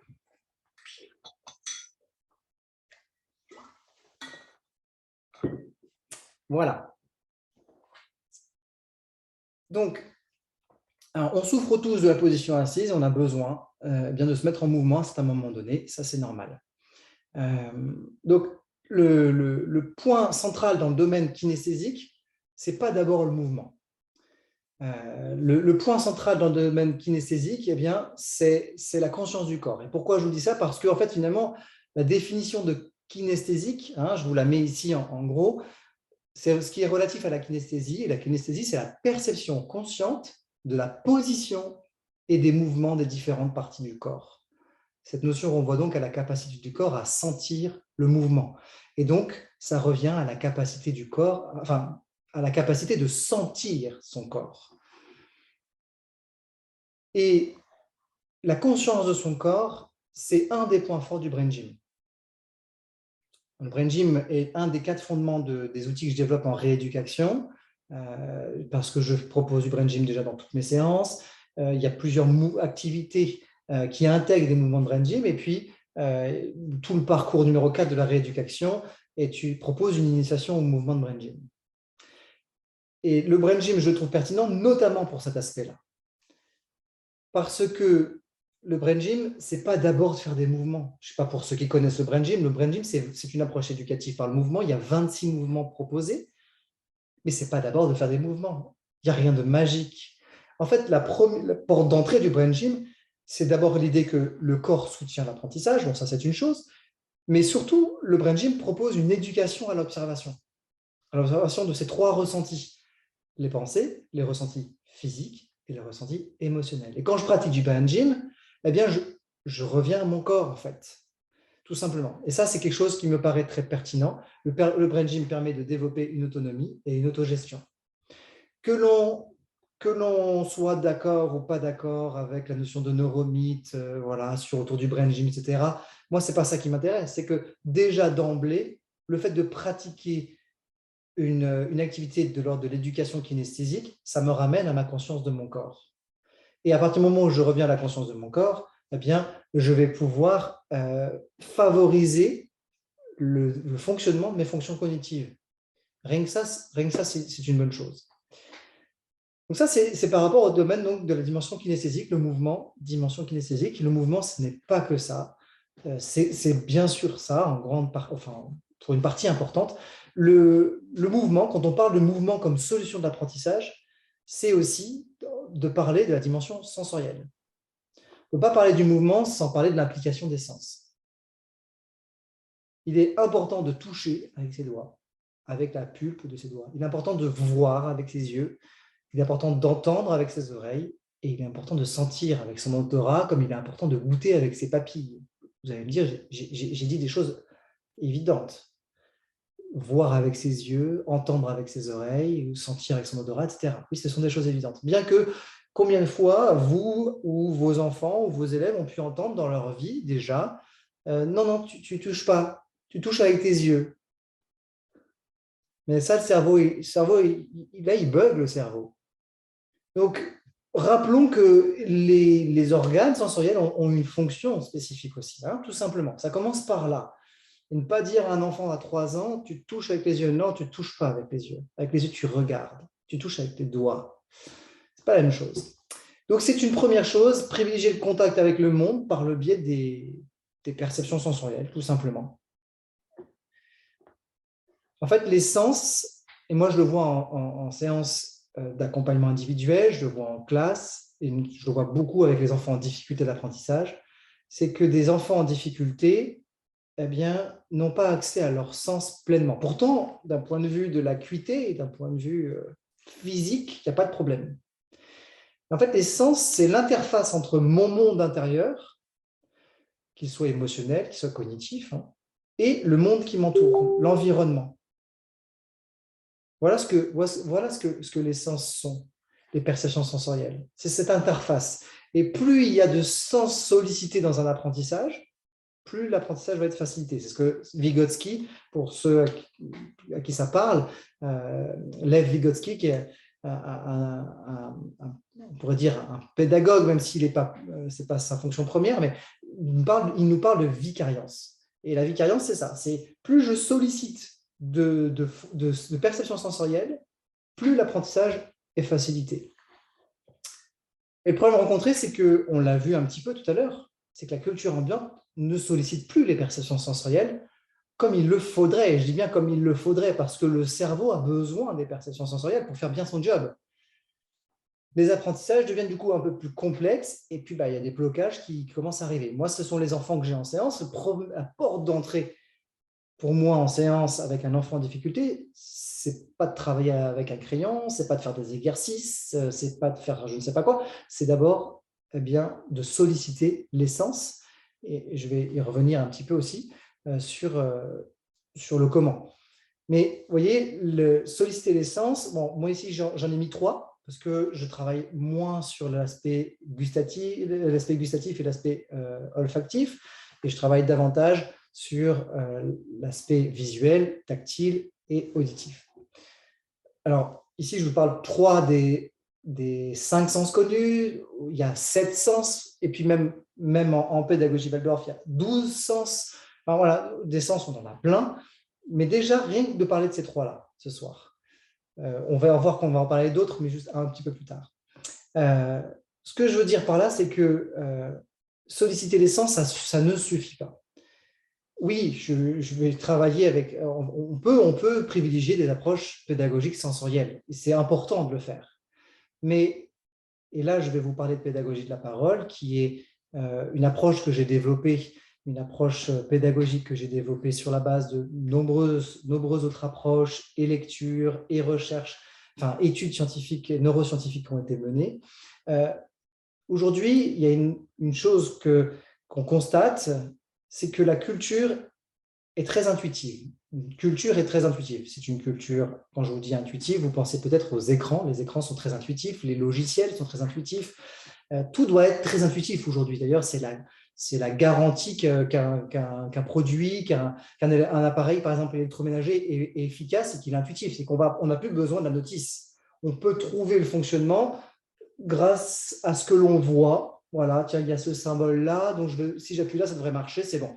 Et c'est ça qui fait aujourd'hui un bon appareil, c'est qu'il est intuitif.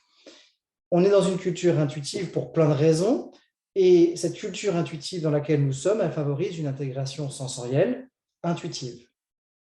Si on est dans une culture intuitive, forcément, l'intégration des sens est aussi intuitive.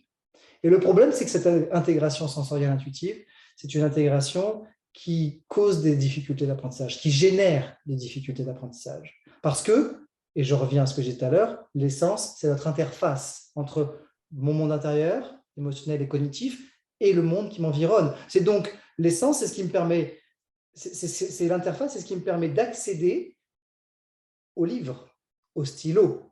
C'est ce qui permet d'accéder au schéma, au graphique que je vais devoir étudier en classe ou autre, à l'encyclopédie que j'ai chez moi, etc. Donc l'essence, c'est cette interface-là. Et le problème, c'est si j'intègre la vue, si j'intègre l'ouïe, et si j'intègre les perceptions tactiles et même kinesthésiques, on y reviendra, de manière intuitive, mon apprentissage est intuitif. Il faut donc revenir à un élément qui est fondamental à mon sens, c'est de revenir à une intégration sensorielle consciente. Parce que intégrer des perceptions intuitives me permet d'entrer de manière intuitive dans les pré-apprentissages, or ce n'est pas efficace.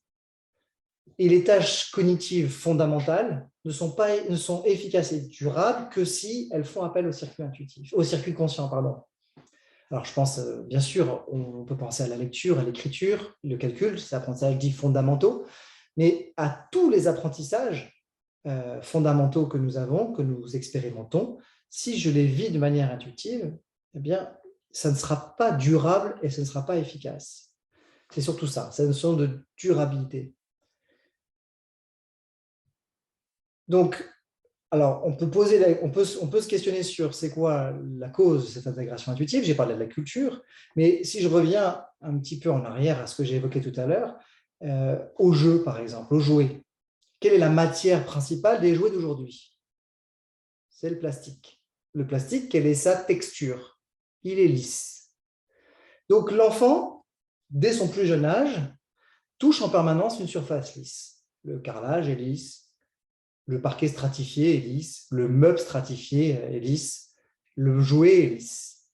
Perception tactile, non conscientes. Elles vont se développer de manière intuitive parce qu'il n'y a pas de texture, il n'y a pas de composantes particulières. Le cerveau n'a rien à traiter particulièrement. L'exposition à des sons aussi qui sont neutres de plus en plus. Les sons sont ceux des jeux vidéo, des jeux des enfants, les petits jeux électroniques avec une petite voix qui dit « appuie sur le bouton ». Voilà, c'est une vache. Et voilà. Et on a ici la caricature un petit peu que je viens de faire de l'exposition à des sons, aux sons actuels, aux sons intuitifs. Le cerveau n'a pas grand-chose à traiter parce qu'il n'y a pas de différentes hauteurs de son, il n'y a pas de texture non plus au niveau des sons. On peut parler de la surexposition à l'image intuitive. Et quand je passe à l'image intuitive, je pense à ces livres d'histoire où il y a beaucoup d'images, ou une grande image, il y a un tout petit peu de texte en bas. Et en fait, on a un conflit entre le sens qui devrait être donné par les mots, mais qui est donné plus par l'image que par les mots. Parfois même qui n'est pas donné par les mots, mais qui est donné uniquement par l'image, et où on passe d'un bout de phrase à un autre, et le sens, le ponce au niveau de la signification se fait par l'image. Bon, il y a un conflit aussi là, ici, clairement. Et puis, il y a une disparition de la parole consciente. Pas de la parole intuitive, mais de la parole consciente, la parole lente. D'ailleurs, mon défi, c'est de parler lentement. Donc, sans entrer dans le détail de la pédagogie de la parole, parce que là, on est au cœur de la pédagogie de la parole, c'est ce qui me passionne, eh bien, je vais quand même poser comme fondement que la verbalisation, et ça, c'est quelque chose qui me paraît fondamental à garder ce soir, c'est que la verbalisation, même pour le mouvement, permet de solliciter les circuits neuronaux conscients. C'est le fait de verbaliser. Quand je dis verbaliser, je parle de l'apprenant. Je ne parle pas d'une situation où c'est l'enseignant qui verbalise quelque chose. Je parle bien de le fait de m'entendre parler, moi, apprenant, eh bien, ça va me permettre de solliciter mes circuits conscients. Et l'auditif, pour reprendre les profils les cognitifs dont j'ai parlé tout à l'heure, l'auditif est le profil, enfin la dominance auditive, parce qu'il n'y a pas d'auditif de kinésie, il y a des dominances simplement. Celui qui a une dominance auditive est particulièrement sensible à ce besoin de s'entendre parler, de reformuler avec ses mots. Les activités de la rééducation dont j'ai déjà un petit peu parlé vont impliquer le mouvement kinesthésique et le mouvement sensoriel. Je vous en présente juste quelques-unes pour vous montrer un petit peu à quoi ressemblent les activités de la rééducation. Il y a 4 parcours en rééducation. Le premier, c'est la conscience multisensorielle. Et dans le parcours 1, il y a par exemple une activité qui s'appelle le discricolore et qui va permettre de travailler sur les 5 composantes de la vue et de pouvoir les intégrer de manière consciente. Alors, sur la base, on dirait c'est un tangramme, ça ressemble à un tangramme. Maintenant, ce qui compte, c'est le protocole qui est donc inspiré de la pédagogie de la parole et qui permet de pouvoir reconstruire de manière consciente ce sens de la vue. Pour vous donner un exemple, enfin, si vous voulez, l'enfant ou l'adulte, parce que je travaille avec des adultes là-dessus, quand il a un modèle qu'il doit reproduire dans ce carré en bois, et combien de fois j'ai expérimenté, j'ai été témoin de cet individu qui est en train de voir, mais qui n'est pas en train de regarder, qui est en train de voir quelque chose, et puis tout d'un coup, quand il se met à dire à voix haute ce qu'il voit, donc à partir du moment où il se met à regarder, et bien tout d'un coup, il se dit « Ah, ça y est, je vois ». Combien de fois je l'ai entendu cette remarque ? « Ah, ça y est, je vois ». Voilà, preuve qu'on peut voir de deux manières, on peut voir de manière intuitive ou on peut voir de manière consciente, et c'est ça l'objectif, par exemple, de cette activité qui est l'activité principale de la rééducation, c'est vraiment le point de départ.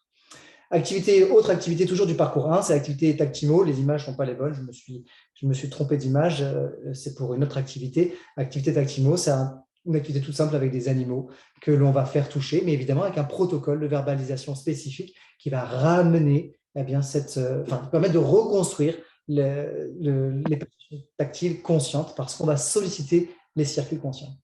Voilà, je passe rapidement sur les activités rééducation, simplement pour vous montrer qu'elles sont dans le mouvement. L'activité Tais-toi, par exemple, qui est une activité, voilà, c'est pareil, l'activité Tais-toi, c'est l'activité jumeau ici. Il y a une petite confusion, je suis désolé sur les noms, mais simplement, il y a du mouvement. On va parler ici de sensorialité, on va parler de mouvement, on va parler de dessin bilatéral, par exemple, inspiré du crayonnage en miroir en brain gym. On va travailler sur le vide de l'infini. Bref, des activités qui vont être dans cet objectif d'intégration sensorielle consciente. Ça, c'est très important en rééducation. Intégration kinesthésique consciente, intégration sensorielle consciente. Et je dis bien intégration kinesthésique parce que bouger n'est pas forcément fructueux, parce que le mouvement peut lui aussi devenir intuitif. Et c'est étonnant, mais les enfants qui sont en difficulté, qui arrivent en séance ou qui sont en classe, quand je vais en classe, eh bien, c'est très facile de voir s'ils sont dans un mouvement, dans un mouvement, dans le domaine kinesthésique, en tout cas, de manière totalement intuitive. Alors, et on voit bien que le mouvement, ce n'est pas toujours fructueux, hein, pour les parents qui ont des enfants qui sont hyperactifs. Le mouvement, à un moment donné, c'est sympa, mais on en a peur à le bol, quoi. Donc, le mouvement n'est pas forcément quelque chose de positif. Le mouvement peut être aussi très intuitif. On le voit bien en Brain Gym quand on demande à un enfant de faire des mouvements croisés, comme je vous les ai fait pratiquer tout à l'heure. Les mouvements croisés, il y a plusieurs façons de les faire. Il y a une façon consciente de les faire, automatique mais consciente, et puis il y a une façon très intuitive, on dirait en Brain Gym, un automatisme non intégré. Et on voit bien qu'il y a des enfants qui détournent justement pour détournent la difficulté que représente ce mouvement en fait pour leur cerveau et qui du coup vont le faire de manière intuitive. Voilà. Bien souvent, ces mouvements intuitifs, quand le domaine kinesthésique est intuitif, eh bien, c'est en cause qu'on peut y voir la notion de ligne médiane. C'est la difficulté à traverser cette ligne médiane. Un enfant qui n'arrive pas à faire ses mouvements croisés, c'est qu'il n'arrive pas à traverser sa ligne médiane avec ses membres ou avec ses membres sensoriels ou ses membres kinesthésiques. Et pour ça, on va parler donc, dans le dernier point de la latéralité, justement. Parce que traverser sa ligne médiane, c'est justement, ça demande de parler de la latéralité. La latéralité, c'est une des dimensions. Le corps humain se déplace dans 3 dimensions, d'un côté et de l'autre, de haut en bas, et puis d'avant en arrière. C'est les 3 dimensions de mouvement, c'est des directions spatiales, et en fait, elles sont corrélées à 3 fonctions cognitives motrices dans notre schéma psychocorporel, la latéralité, le centrage et la focalisation. Alors ça, ce sont les noms donnés par le Brain Gym, mais en tout cas, on a bien ces trois fonctions cognitives et motrices, voilà, dont une qui est admise, communément admise, c'est la latéralité. Alors, la latéralité, c'est quoi la latéralité? C'est tout simplement la communication qu'il y a entre la gauche et la droite. Alors, je suis passé à la ligne médiane, excusez-moi, mais je finis juste sur la latéralité. C'est cette communication qu'il y a entre les aires gauche et les aires droite de mon cerveau. Et puis, de mon système postural, donc de mes membres aussi. Mes membres et de mes organes sensoriels. Pour connecter et pour bien différencier les 2 parties de mon corps, j'ai besoin de traverser cette fameuse ligne médiane. Voilà, j'ai été arrivé un peu trop vite. Cette ligne médiane, c'est une ligne imaginaire qui divise le corps en 2. On dit franchir la ligne médiane, traverser la ligne médiane, ça désigne la capacité d'une personne à dépasser cette ligne imaginaire avec un bras, avec une jambe, avec un œil, avec l'autre œil, d'accord ? Et puis même avec une oreille éventuellement aussi, et effectuer une tâche du côté opposé de son corps. Voilà, ce croisement-là, croisement d'un membre, eh bien, permet la connexion et la différenciation des 2 côtés du cerveau. Donc, notre capacité à traverser la ligne médiane avec nos bras et nos jambes pour effectuer des tâches du côté opposé de notre corps, comme on l'a fait tout à l'heure, eh bien, ça joue un rôle primordial. J'en ai mis 3 exemples ici pour notre fonctionnement quotidien. Réussir à traverser la ligne médiane, ça a 3 intérêts. C'est de pouvoir avoir une bonne communication entre les hémisphères, ça améliore la motricité fine et ça développe les compétences en lecture. C'est pas mal, plutôt sympa. En tout cas, on voit bien qu'un enfant qui a des difficultés en lecture, souvent, c'est un enfant qui a du mal à traverser la ligne médiane.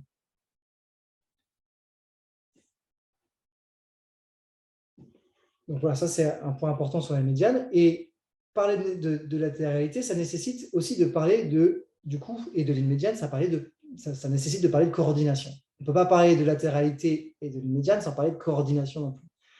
La coordination, je vais faire vite sur la coordination, mais au niveau de l'origine, mettre en ordre avec, disposer avec. En tout cas, la coordination, c'est cette action de coordonner, d'ordonner, d'agencer les parties d'un ensemble en vue d'un objectif particulier.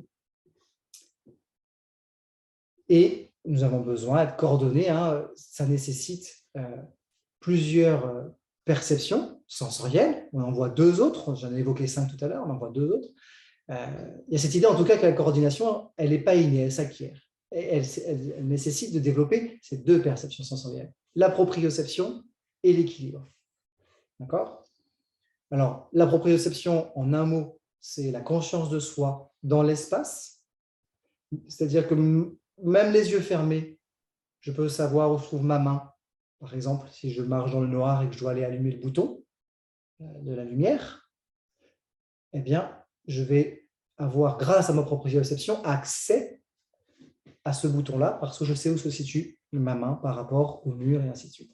L'équilibre, qui est notamment géré par le système vestibulaire, je ne vais pas rentrer dans le détail du système vestibulaire, simplement c'est au niveau de l'oreille interne, ça se passe, mais ces 2 fonctions-là, ces 2 perceptions sensorielles, eh bien, sont fondamentales pour permettre la coordination. Et la coordination, elle, est fondamentale et un problème de coordination chez un individu est généralement lié donc à un problème plus général de latéralité. Et pour ça, donc, on va proposer des activités simples qui vont permettre de pouvoir bien identifier la gauche de la droite. C'est ce que je propose, par exemple, en rééducation avec une activité qui s'appelle coordination, où on va à la fois travailler sur le schéma corporel, parce que ça commence là, en fait. La latéralité, elle commence par le schéma corporel.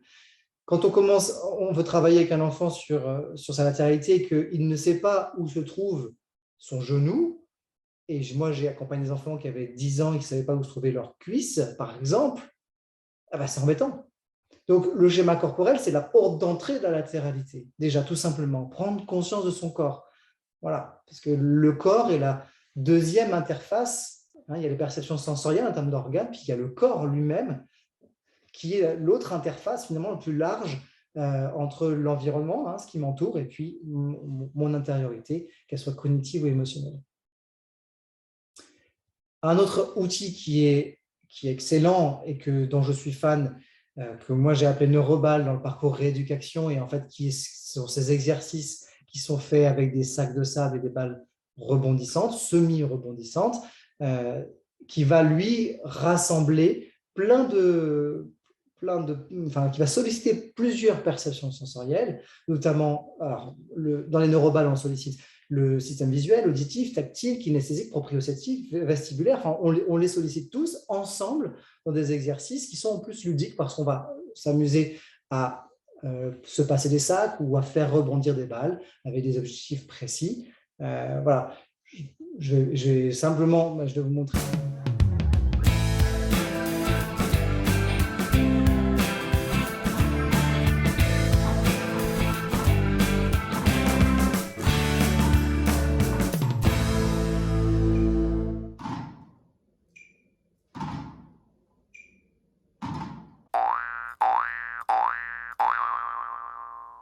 Voilà, simplement pour montrer un exemple de ce que c'est que le neuroball. Là, c'était avec des balles, avec des sacs, c'est toujours l'un ou l'autre. Simplement pour vous dire que vous avez perçu peut-être dans cette petite vidéo très courte, vous avez perçu l'implication de tout le corps. L'implication au niveau tactile, le fait de toucher dans sa main, notamment les sacs de sable, mais aussi les balles. Kinesthésique, le mouvement. On retrouve aussi le système visuel, il faut suivre des yeux. Il y a le système proprioceptif parce qu'on va devoir bien faire attention, enfin, pas faire attention, mais on va travailler sur la position des mains par rapport à la balle, par rapport à l'autre. Bon, il y a tout ça qui est en jeu. Le système vestibulaire parce on va faire des exercices où on est sur un pied, sur un autre pied, sur une planche à équilibre, etc.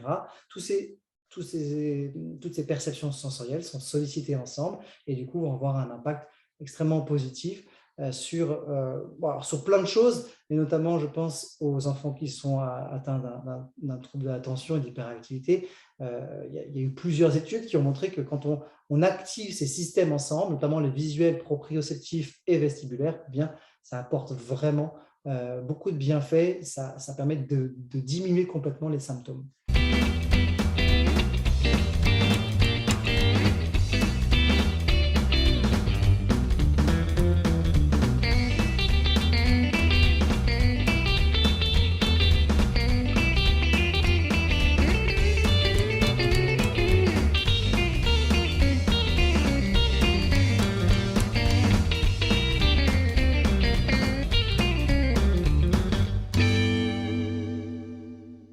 la possibilité d'utiliser aussi ces outils-là, faire ces exercices et en même temps réciter un poème, réciter cette table de multiplication, je ne sais pas, moi, sa conjugaison, par exemple. Enfin, on peut en plus les associer vraiment à l'apprentissage plus scolaire.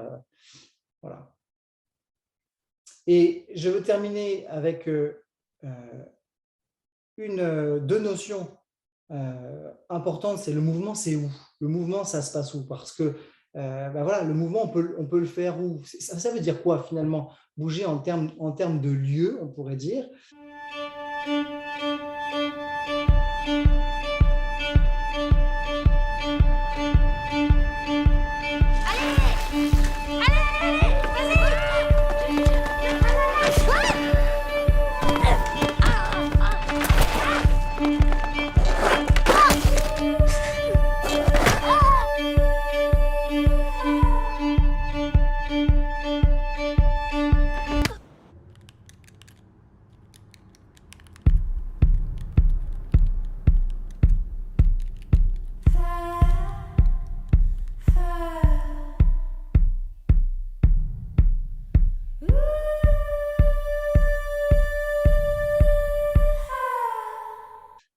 Il y a deux choses que je voulais aborder avec vous. La première chose, c'est le lieu. Évidemment, la question, c'est est-ce que la nature est le lieu idéal? C'est une question que je trouve importante de se poser aujourd'hui parce qu'il y a vraiment une mode un petit peu à développer des écoles, forest school, de faire des journées en forêt, etc. Est-ce que c'est vraiment pertinent?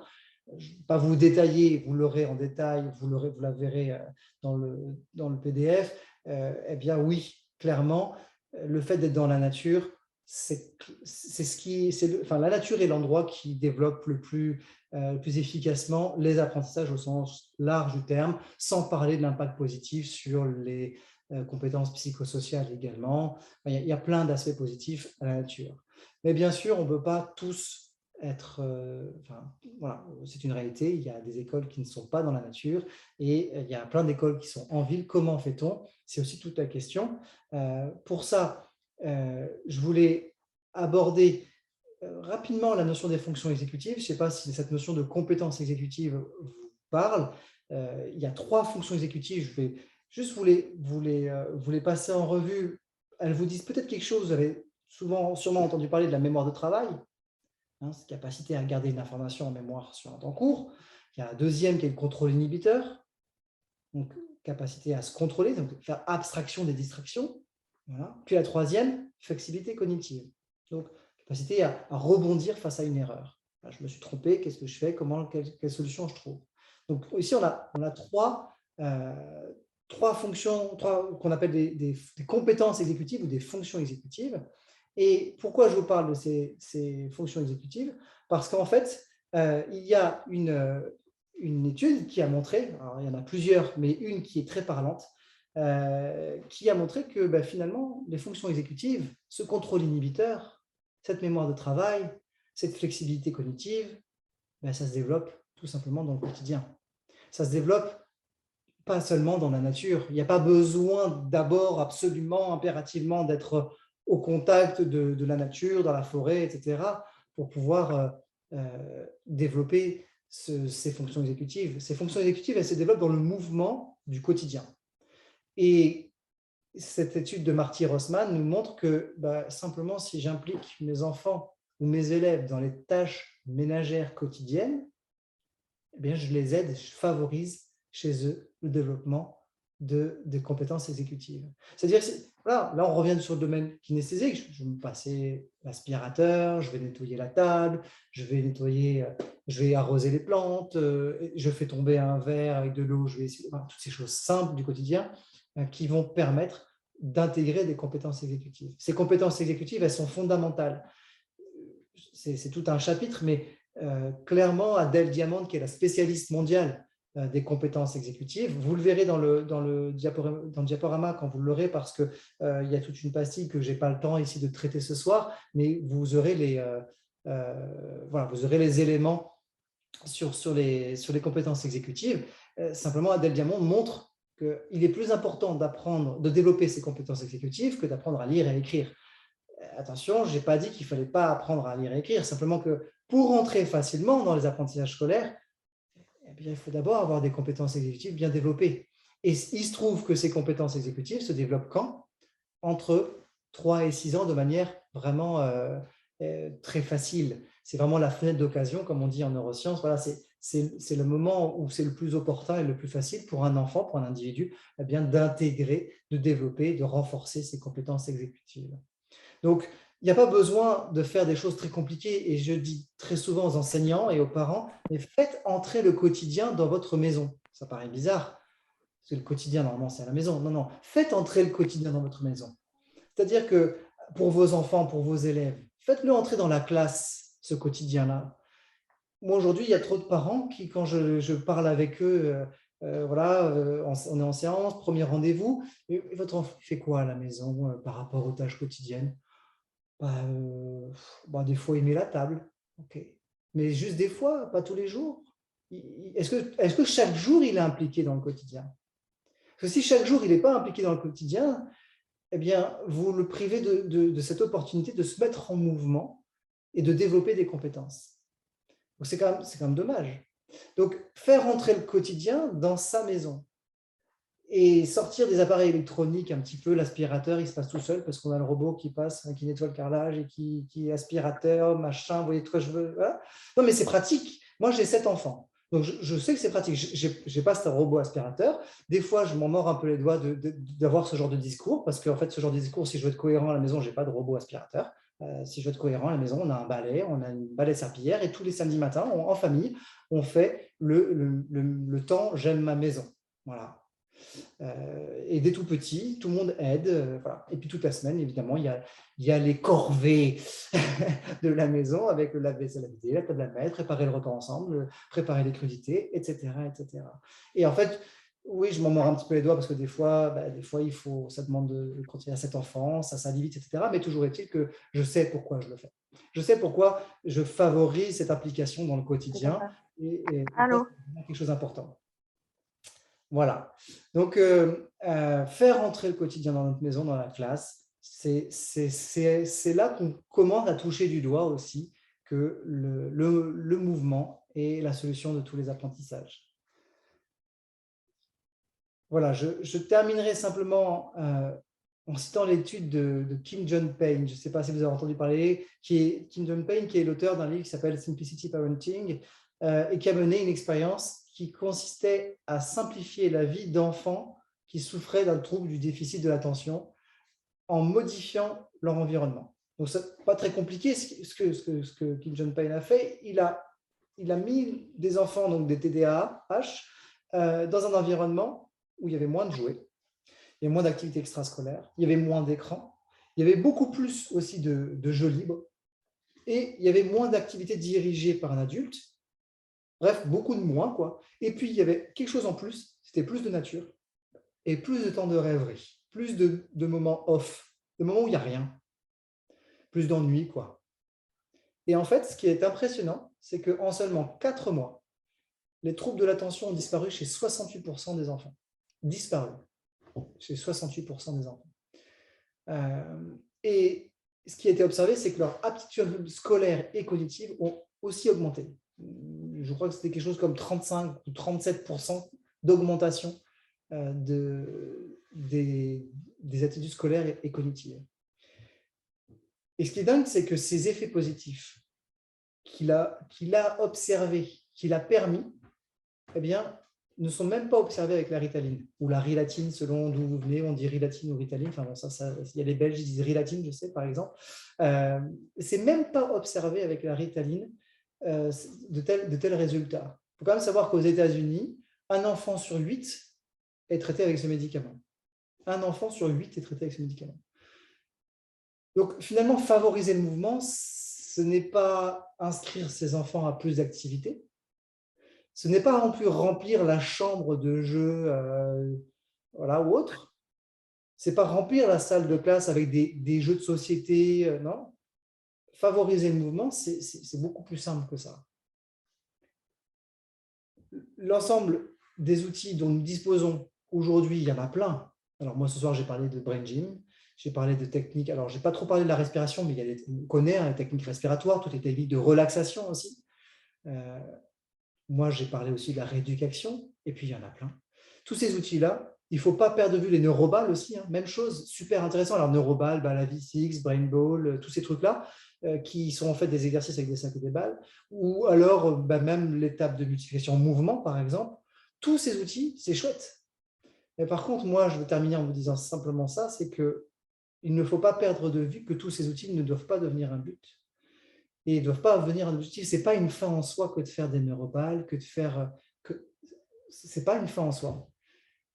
Je pense que moi, mon souhait, en tout cas aujourd'hui en tant que professionnel, c'est que tous ces outils que je propose, que je développe, pour lesquels je forme aussi, ça vienne surtout nous faire prendre conscience de l'urgence de revenir au mouvement, de cette importance de revenir à la conscience du mouvement et in fine à la nature.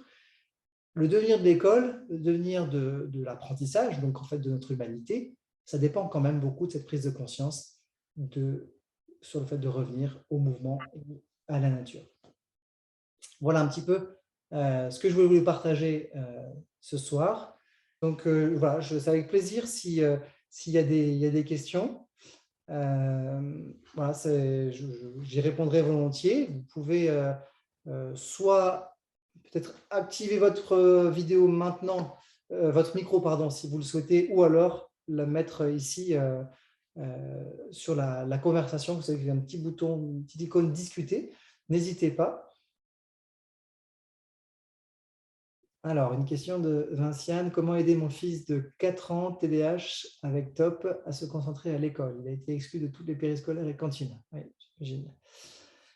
Alors, eh bien, j'ai envie de vous renvoyer une question, c'est de dire qu'est-ce qui, dans ce que vous avez entendu, vous paraît à portée de main, qui n'est pas déjà mis en place, que vous ne mettez pas déjà en place. Voilà. Qu'est-ce qui est à portée de main pour vous dans ce que vous avez entendu ce soir? Est-ce qu'il y a quelque chose qui vous revient en particulier? Parce que 4 ans, c'est jeune encore. Hein. C'est un âge, il y a encore beaucoup de curiosité, de malléabilité. On peut proposer pas mal de choses. Donc, il y aurait plein de choses. Moi, si quelqu'un m'appelle ou m'envoie un mail à moi, Guillaume Bousquet, professionnel de la rééducation, formateur en pédagogie de la parole, je vais par exemple demander est-ce que dans l'environnement proche, quotidien du coup de la maison, est-ce que l'enfant est entouré de jouets ou est-ce qu'il a besoin d'aller chercher l'occupation? Ou est-ce que l'occupation est en permanence donnée déjà? Rien que ça. Voilà. Réapprendre dès tout petit, parce que des fois, il faut le réapprendre dès tout petit, à savoir s'ennuyer, à savoir aller construire son activité. Voilà. Donc, ça peut être, c'est déjà un élément de réponse. Je vais vous donner un autre exemple, c'est quand vous faites un puzzle avec votre enfant donc de 4 ans, je reviens sur la question, ouais, c'est votre fils, c'est ça. Quand vous faites un puzzle avec lui, est-ce que vous le faites de manière intuitive ou de manière consciente? Quand je dis ça, ça ne veut pas dire que vous vous rendez compte que vous êtes en train de le faire. Ce n'est pas ça que je dis. Ce que je veux dire, c'est est-ce que vous êtes en train de verbaliser ce que vous voyez avec vos yeux? Les détails, les couleurs, les formes d'une pièce et d'une autre. Est-ce que vous mettez en mots? Voilà. Est-ce que vous redites avec vos propres mots? Est-ce que vous l'invitez à le faire? Mais déjà, dans un premier temps, faites-le vous en tant que parent. Par exemple, voilà, un outil tout simple. Et le fait de se mettre à verbaliser devant lui régulièrement quand vous faites le puzzle fait qu'à un moment donné, il va se mettre à parler. Un enfant qui vit dans un univers où le parent verbalise, il va se mettre à verbaliser aussi. À son rythme, bien sûr, mais petit à petit, il va se mettre à verbaliser. Et c'est intéressant et important parce qu'en verbalisant, il construit ses circuits conscients. À partir de 3 ans, l'apprentissage ne se fait plus par absorption intégrale. Jusqu'à 3 ans, l'enfant, il apprend par absorption intégrale. Après 3 ans, il y a quelque chose qui se passe au niveau du cerveau, au niveau de la glande du noyau basal, on appelle ça, qui fait que l'apprentissage n'est plus, on pourrait dire, automatique et simple. Ça va demander un effort. Et pour ça, il va avoir besoin de ses circuits conscients. Et la verbalisation est une des clés de cet apprentissage conscient. Donc voilà, si je donne deux pistes, hein, il y aurait plein de choses. Il y aurait plein de choses à dire, mais voilà 2 pistes que je peux vous donner. Je vais revenir après sur les questions qu'il y a eu. Donc, il y a beaucoup de merci, il y en a qui nous quittent. Merci à vous. Il y a Marielle qui écrit « Je lis en même temps que je découvre. Ce que je ne comprends pas, c'est pourquoi cette histoire d'enfants enfermés dans des classes, sans mouvement, soumis à des consignes et des interdictions, même pendant leur loisir, qui est une évidence, n'est jamais dénoncée en public par les parents, les enseignants. Et pourquoi les décideurs et organisateurs des systèmes d'apprentissage peuvent l'ignorer. Voilà, on est face à un problème institutionnel. Ça c'est sûr que c'est difficile à comprendre. Pourquoi est-ce que il n'y a pas de… on est dans une société où on est un peu piégé en tant que parent aussi aujourd'hui. Je ne sais pas comment vous le vivez, mais il y a une réalité sociale, une réalité professionnelle aussi, financière, qui fait qu'on travaille, les 2 parents travaillent, donc on n'a pas trop le choix et on est bien content que l'école soit là quand on choisit ce mode-là d'instruction.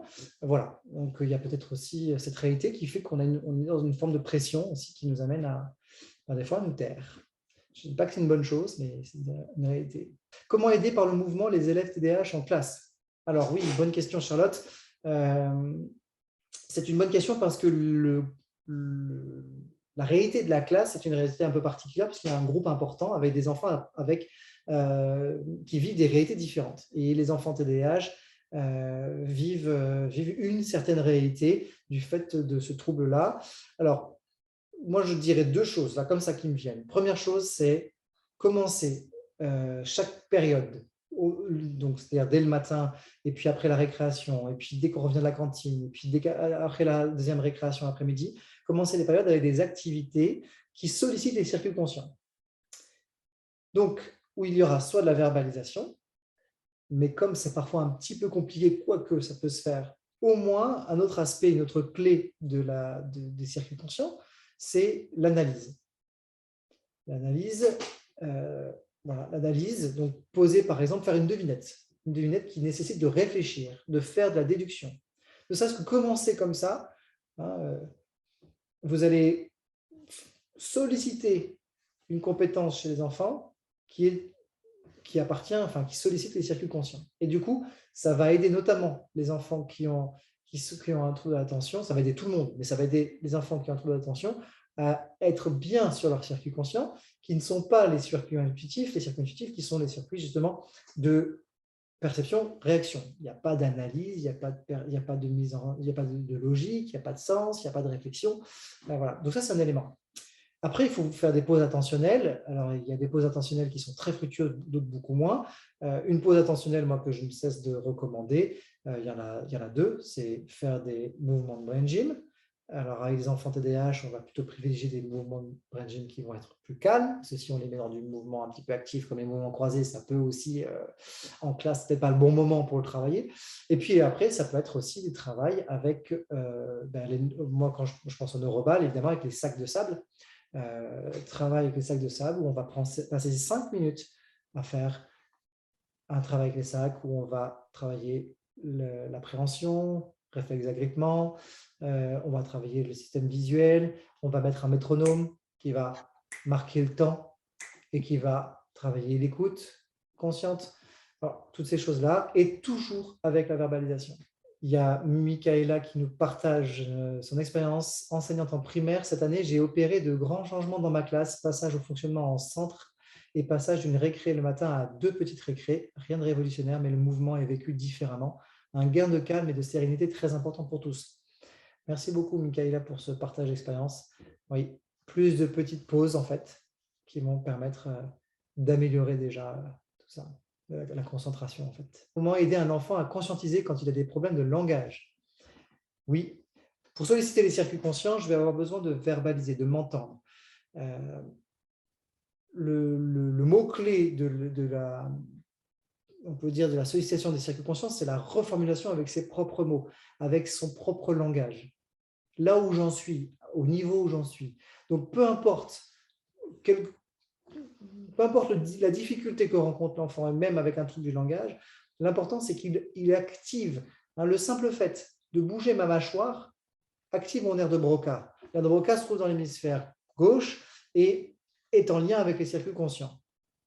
Donc, le simple fait d'articuler, enfin, de bouger la mâchoire, le simple fait même de bouger mes lèvres, déjà sollicite les circuits conscients.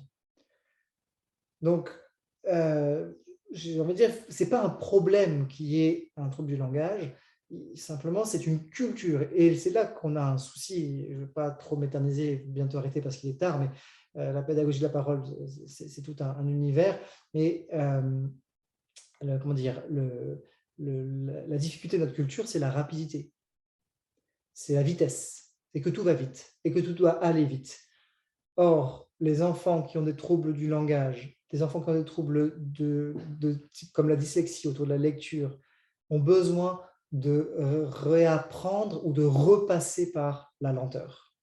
Et c'est la différence entre les circuits intuitifs et les circuits conscients. C'est que les circuits intuitifs sont rapides, les circuits conscients sont plus lents, 4 fois plus lents que les circuits intuitifs. Et oui, et aujourd'hui, on veut que tout aille vite.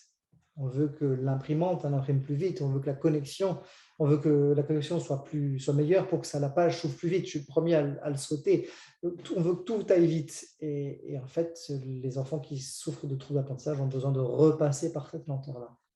Y a-t-il des sports particuliers qui peuvent aider cette coordination dont vous parlez pour aider l'apprentissage à la lecture notamment et la concentration? Alors, en termes de sport, oui. Les sports qui vont solliciter l'équilibre, proprioception, toutes les activités d'ordre artistique comme la danse. Alors, je crois que l'activité la plus complète, c'est la danse, parce qu'il y a aussi le rythme dedans. La musique aussi, hein. C'est une activité qui n'est pas toujours facile d'accès pour notamment des enfants dyslexiques, par exemple, mais c'est excellent. Moi, je connais des parents qui ont tenu bon à faire rentrer leur enfant et à l'accompagner dans l'apprentissage de la musique à son rythme, parents d'enfants dyslexiques, et qui ont vu des résultats vraiment très bons. Ça demande un investissement, etc. Les neuroballes ne sont pas une activité physique, mais ils sont un intermédiaire, un outil très, très pratique pour justement préparer une activité de danse, un cours de musique, cours de sport, etc. Ça se fait à la maison. Les neuroballes, c'est un outil que vous pouvez utiliser à la maison. C'est pour ça que je l'ai mis en vidéo d'ailleurs, pour que ce soit pratique à utiliser à la maison. Voilà. Donc, voilà, je pense à ces... Après, il y a tous les sports aussi de combat, voilà, comme l'aïkido, par exemple. Ces sports où il va y avoir beaucoup de coordination et en même temps de la lenteur, hein, de la maîtrise de soi. Voilà, le fonctionnement en centre cette année a été bénéfique pour mes 2 TDAH, changement flagrant, bouger entre les activités, valoriser les activités avec matériel, ainsi que les 2 petites pauses en lieu et place de la récré permettent de s'aérer et bouger pour revenir plus zen. Très bien, merci Michaela encore. Super. Je vous propose moi d'arrêter là. N'hésitez pas si vous avez une question, vous pouvez toujours me la poser par mail. Ce sera avec plaisir que j'y répondrai dans la mesure de mon possible. Je vous remercie pour votre attention. Alors, c'est vrai que c'est facile en visioconférence, les micros sont coupés, donc ce n'est pas trop difficile. On devrait faire court en visio, on ne serait pas dérangé. Mais voilà, un grand merci pour votre présence ce soir. Et puis, je vous souhaite une bonne continuation à toutes et à tous, chacun dans vos défis, avec que ce soit les élèves, les enfants, les adultes aussi en difficulté. Et puis, je vous souhaite vraiment une belle continuation, qu'on puisse continuer à amener cette prise de conscience de l'importance d'aller vers le mouvement pour que notre humanité puisse s'épanouir davantage. Je vous remercie et je vous souhaite une très bonne soirée.